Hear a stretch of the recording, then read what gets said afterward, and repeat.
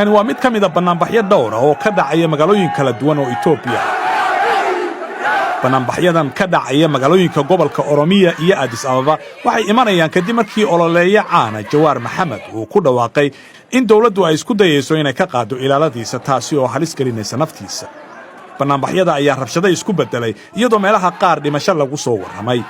meelaha qaarna dadku waxaba ay gubeen buug uu qoray Ra'iisul Wasaare Abiy Ahmed. in uu caan noqday Jawaar waxa ay ka soo baxday dhalinyarada Oromada ee Itoobiya isagoo masaafur isugu maqnaa Mareykanka oo uu ka dhisay shabakad warbaahin.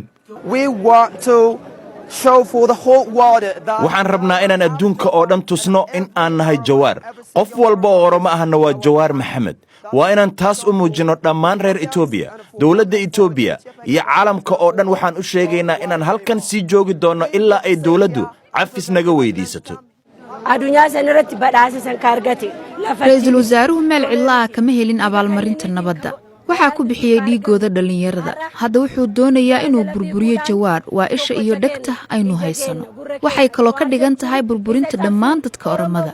ha jeclaadaan ama ha necbanaadaan.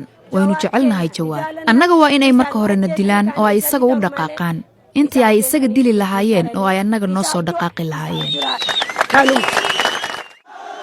banaanbaxyada ayaa bilowday maalin kadib markii Abiy uu ka digay warbaahinta ajnabiga oo si weyn loogu arkay weerar uu ku qaaday warbaahinta Oromada. Jawaar waxa uu sheegay in amarka ilaaladiisa ku saabsan la gaaray xilli dambe oo xalay ah.